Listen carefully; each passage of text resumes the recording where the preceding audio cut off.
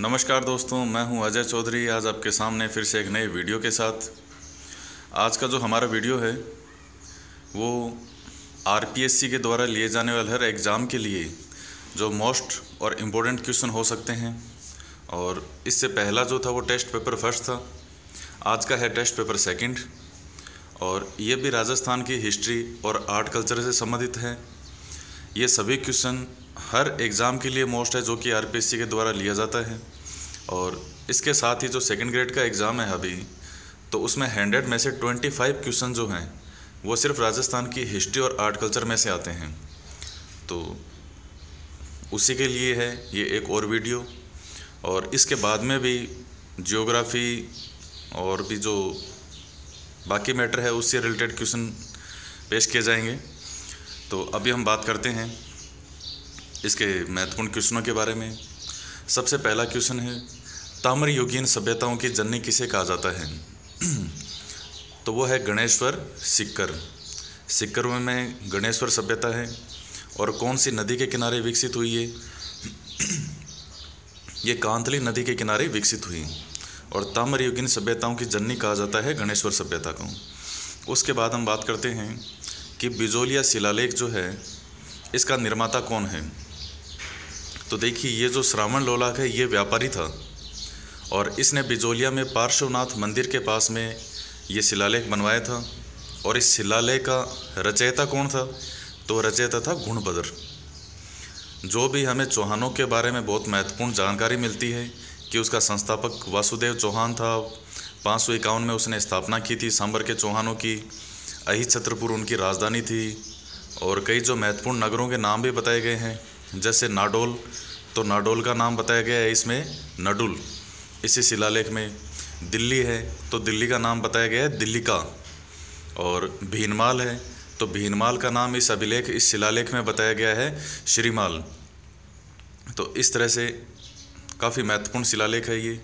और इसी शिलालेख में जो चौहान है उनको ब्राह्मण बताया गया है, वस्त गोत्रीय ब्राह्मण।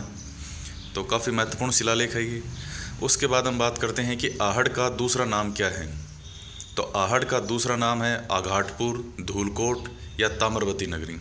ये सभी आहड़ के ही दूसरे नाम हैं। और जो मेवाड़ का एक शासक हुआ था अल्लट 951 ईस्वी के आसपास, उस अल्लट ने आहड़ को अपनी दूसरी राजधानी बनाया था। तो इस वजह से भी इसका काफ़ी नाम है। उसके पश्चात हम बात करते हैं कि जो मोइनुद्दीन चिश्ती है वो किस शासक के समय भारत आए थे? अजमेर में उस समय शासक कौन था? तो पृथ्वीराज चौहान तृतीय, इसके समय ये भारत आए थे। उसके बाद हम बात करते हैं कीर्ति स्तंभ प्रशस्ति। इस कीर्ति स्तंभ प्रशस्ति के रचयिता कौन है? तो इसके रचयिता हैं कवि अत्रि और इनका पुत्र है महेश।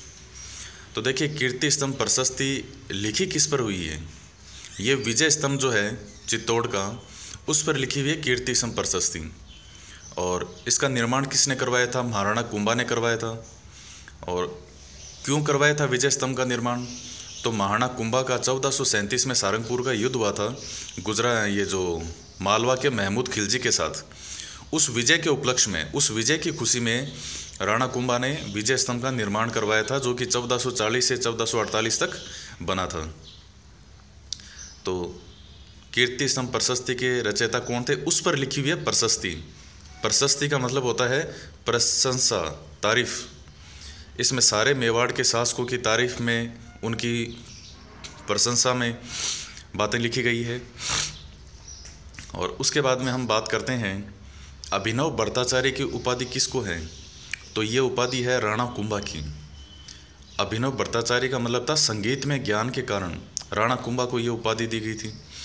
इसके अलावा राणा कुंभा की और भी उपाधियाँ थी, हालगुरु, राजगुरु, हालगुरु, राजगुरु, दानगुरु। हालगुरु कहते थे दुर्गों का निर्माता। श्यामल दास ने वीर विनोद में लिखा है, मेवाड़ के 84 किलों में से 32 किलों का जो निर्माण है वो राणा कुंभा ने करवाया है। उसके बाद में हम बात करते हैं मुग़ल मेवाड़ संधि। यह संधि कब हुई थी? तो यह हुई थी 1615 में अमर सिंह और जहांगीर के मध्य। और देखिए एक क्वेश्चन आया भी था अभी आरपीएससी का 26 अप्रैल वाले एग्ज़ाम में कि मेवाड़ की जो राजधानी है चावंड वो कब तक थी। तो उसमें कुछ को लेकर के डाउट था कि 1597 में है या 1602 में, या कई ऑप्शन थे। लेकिन महाराणा प्रताप जो है वो 1585 में चावंड को अपनी राजधानी बनाते हैं और 1597 में उनकी मृत्यु होती है। उनकी मृत्यु के बाद भी लगभग 1615 तक चावंड मेवाड़ की राजधानी रहती है। अब अमर सिंह और जहांगीर के बीच जहांगीर ने इस संधि के लिए जो जहांगीर का बेटा था खुर्रम, जो कि शाहजहां के नाम से जाना जाता है, उसको भेजा था। तो 1613 में उसने घेरा डाला था। 2 साल के प्रयासों के बाद उसको इसमें सफलता मिली और अमर सिंह जी संधि को तैयार हो गई। इसके बाद में इनकी राजधानी बन गई थी उदयपुर। उससे पहले लगभग 28 से 30 साल तक इनकी राजधानी चावंड ही थी, इसमें कोई डाउट नहीं है, क्लियर है। 1615 तक इनकी राजधानी चावंड थी। उसके बाद हम बात करते हैं कि कुंभलगढ़ का वास्तुकार कौन था। तो देखिए कुंभलगढ़ का वास्तुकार था मंडन, ये शिल्पी था इनका, मंडन मिश्र पूरा नाम था इसका। और इस कुंभलगढ़ का निर्माण किसने करवाया था? राणा कुंभा ने करवाया था। इसके बाद में हम बात करते हैं कि गुज्जर प्रतिहार शैली का जो अंतिम मंदिर है और भव्य मंदिर कहाँ पे है, तो किराड़ू का सोमेश्वर मंदिर है बाड़मेर में। वंश भास्कर की जो रचना है, इसके रचयिता कौन है? सूर्यमल मिश्रण, और उनका दत्तक पुत्र था मुरारीदान। सूरज प्रकाश ग्रंथ किसने लिखा है? ये लिखा है कर्णिदान ने। सूरज प्रकाश ग्रंथ किसके द्वारा लिखा गया है? कर्णिदान के द्वारा। कवि बांधव की उपाधि किसको प्राप्त थी? ये अजमेर का शासक था विग्रहराज चतुर्थ, जिसको बिसल देव भी कहा जाता है, चौहान युग का स्वर्ण युग इस विग्रहराज चतुर्थ के समय को ही कहा जाता है। जिसके दरबार में विद्वान था सोमदेव, जिसने लिखा था ललित विग्रहराज। और विग्रहराज चतुर्थ ने खुद ने हरिकेली नाटक लिखा था। और जो अजमेर में संस्कृत पाठशाला का निर्माण करवाया था, जिसे कुतुबुद्दीन ऐबक ने तुड़वा के 2.5 दिन के झोंपड़े में परिवर्तित करवा दिया था। ये क्या, हर फैक्ट के साथ में मैं आपको 2-3 फैक्ट और बता रहा हूँ, ताकि उससे संबंधित जो भी कई चीज़ें हैं वो एक साथ आपको जानकारी ज़्यादा से ज़्यादा मिले। उसके बाद में एकलिंग महात्म्य, इसकी रचना किसने की? तो एकलिंग महात्म्य की रचना की थी कान्हा व्यास ने। और कान्हा व्यास है ये राणा कुंभा का दरबारी विद्वान था। और इस एकलिंग महात्म्य का एक भाग है, इसके जैसे अलग अलग चैप्टर होते हैं, राजवर्णन। इस एकलिंग महात्म्य का एक भाग राजवर्णन जो लिखा है वो राणा कुंभा ने लिखा है। और बाकी जो एकलिंग महात्म्य किसने लिखा? कान्हा व्यास ने। उसके बाद में हम बात करते हैं कि राणा हमीर जो है उनकी उपाधि क्या है। तो राणा हमीर की उपाधि है विषम घाटी पंचानन। और उपाधि क्या, ये इनको विषम घाटी पंचानन कहा गया है। किस में कहा गया है? कीर्ति सम प्रशस्ति में। तो इनको क्या कहा गया? विषम घाटी पंचानन। ये राणा हमीर कौन है? ये वो हैं जब अलाउद्दीन खिलजी ने 1303 में चित्तौड़ को विजित कर लिया था। उसके बाद में 1326 में जो सिसोदिया शाखा थी इनकी, राहप ने स्थापना की थी सिसोदा ग्राम की, तो उसी सिसोदिया शाखा से निकला हुआ था राणा हमीर। और 1326 में इसने पुनः चित्तौड़ को विजित किया, इसलिए इसको मेवाड़ का उद्धारक भी कहा जाता है। और विषम घाटी पंचानन का मतलब होता है मुश्किल आक्रमणों में सिंह के समान डटे रहने वाला, उसे कहा जाता है विषम घाटी पंचानन। उसके बाद में हम बात करते हैं कि राज प्रशस्ति किसने लिखी है। तो ये जो मेरा राज सिंह वाला वीडियो है उसमें मैंने डिटेल में बताया इसको कि राज प्रशस्ति जो है ये सबसे बड़ा शिलालेख माना जाता है विश्व का भी। और किसने लिखा है?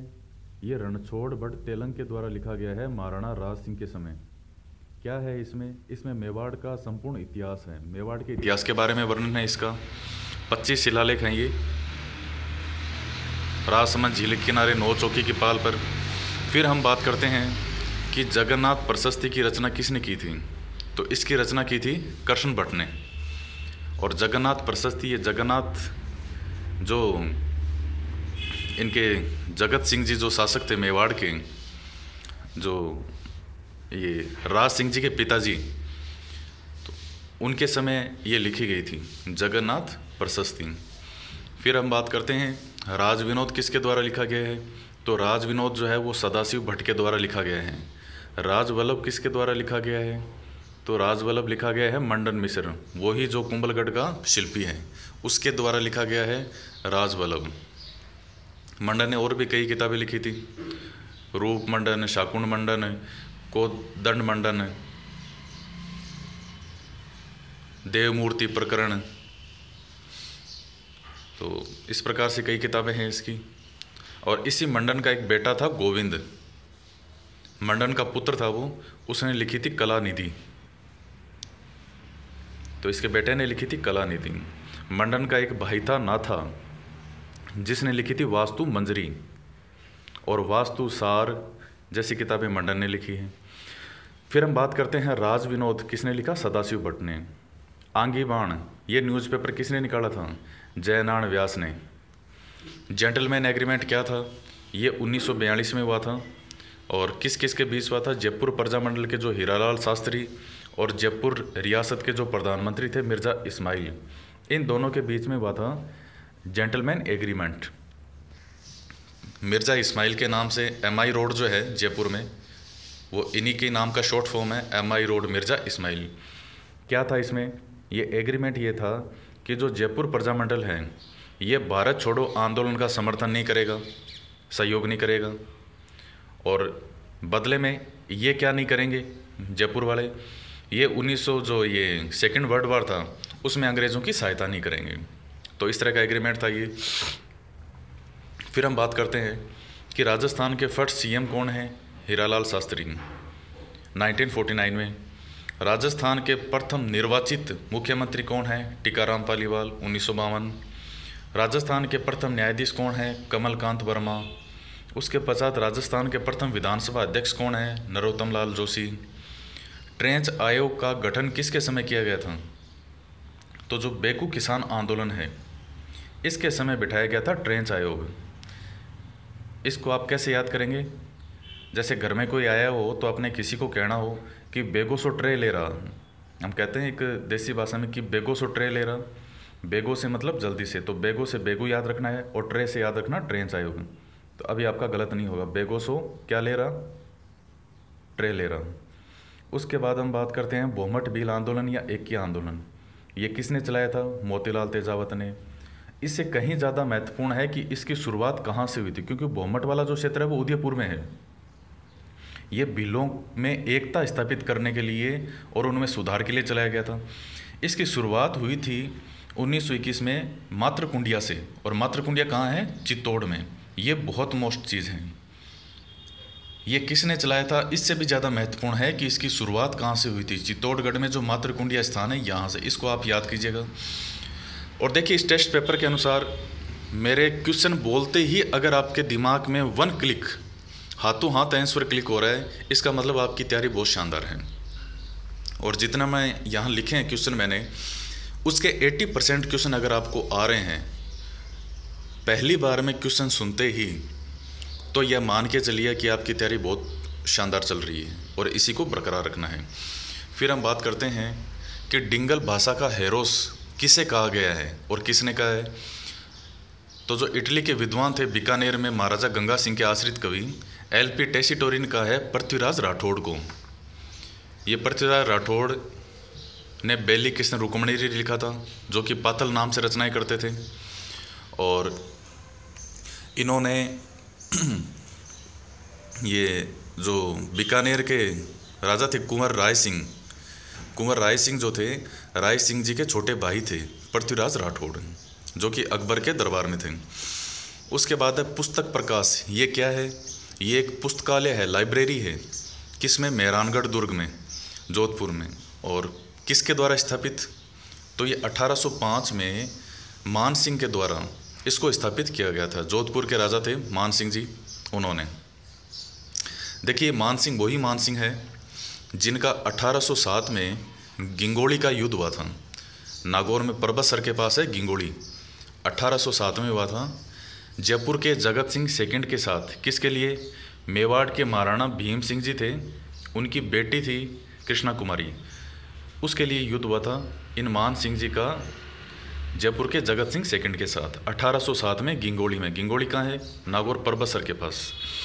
राज सिंह चरित व रूठी रानी, ये किसकी रचना है? ये है केसरी सिंह की, केसरी सिंह बारठ, जिन्होंने चेतावनी रे चुंगटी लिखे थे महाराणा फतेह सिंह जी के लिए, लॉर्ड कर्जन के दरबार में जाने से रोकने के लिए। तो इनके द्वारा लिखा गया था राज सिंह चरित और रूठी रानी। रूठी रानी आप जानते हैं कि जो उमादे है, मालदेव की पत्नी, मालदेव वाले मैंने डिटेल में बताया, इसको उनको कहा गया है। लक्कड़ और कक्कड़ किसको कहा गया है? जयनारायण व्यास को। डडिकर प्राचीन शैलचित्र जो है ये कहाँ मिले हैं? अलवर के अंदर। पुंडरीक विठल, ये कौन था, किसके दरबार में था? तो ये जो मेरा मानसिंह वाला वीडियो है उसमें आप देखिएगा, आमेर के राजा मानसिंह के दरबार में था ये, उनके समय था ये। और मानसिंह का भाई था माधो सिंह, उसका आश्रित कवि था ये, लेकिन समय मानसिंह का ही माना जाता है। इसने क्या लिखा था? राग चंद्रोदय, राग मंजरी और नर्तर निर्णय, ये इसने ग्रंथ लिखे थे। और उसके बाद में हम बात करते हैं कि रामदेव, जो बाबा रामदेव जी हैं, एकमात्र लोक देवता हैं जो कवि भी थे, और इन्होंने क्या लिखा है? 24 बाणियाँ। फिर बात करते हैं पाबू प्रकाश, ये किसने लिखा है? आसिया मोड़ जी ने, जो लोक देवता हैं पाबू जी, जिनका भी क्वेश्चन भी आया था कि लक्ष्मण का अवतार किनको कहा गया है, तो पाबू जी को कहा जाता है। और उसके बाद में हम बात करते हैं घोड़ला किसे कहते हैं? तो जो लोक देवता तेजा जी का पुजारी होता है उसको घोड़ला कहा जाता है। फिर है हरड़े बानी, किसने लिखा है? तो ये लिखा है रज्जब जी ने, जो कि आजीवन दूल्हे के बेस में रहे। इसमें क्या है? इसमें इनके गुरु दादू के उपदेश हैं। फिर है भूरे शाह की मज़ार, तो भूरे शाह की जो मज़ार है ये कहाँ पे है? ये है मेहरानगढ़ दुर्ग में, जो जोधपुर में है मेहरानगढ़ दुर्ग, वहाँ पे। फिर है तमाशा, ये लोक नाट्य है, कहाँ का है? ये जयपुर का, और जयपुर का प्रसिद्ध था, इसका प्रवर्तक कौन था? बंशीधर भट्ट। तो हमने इस वीडियो में काफ़ी इम्पोर्टेंट क्वेश्चन और एक एक पॉइंट के साथ साथ कई पॉइंट समेटने की कोशिश की है। अगर इसमें से 80% क्वेश्चन भी आपके राइट हो रहे हैं, 80 से 90%, तो आप मान के चलिए कि आपकी तैयारी सही चल रही है और आपको इसी तरह से उसको बरकरार रखना है। नेक्स्ट वीडियो में मैं, चाहे इसके आरपी हैं जो राजस्थान की संविधान व्यवस्था से रिलेटेड हो या वर्ल्ड ज्योग्राफी, इंडियन ज्योग्राफी, उनसे रिलेटेड जो भी क्वेश्चन है, या साइकोलॉजी से रिलेटेड हैं, तो वो क्वेश्चन आपके सामने पेश करूँगा। तो हम मिलते हैं नेक्स्ट वीडियो में, एक नए वीडियो में। आप इसी तरह पढ़ते रहिए, मेहनत करते रहिए, और हम मिलते हैं नेक्स्ट वीडियो में। तब तक के लिए धन्यवाद।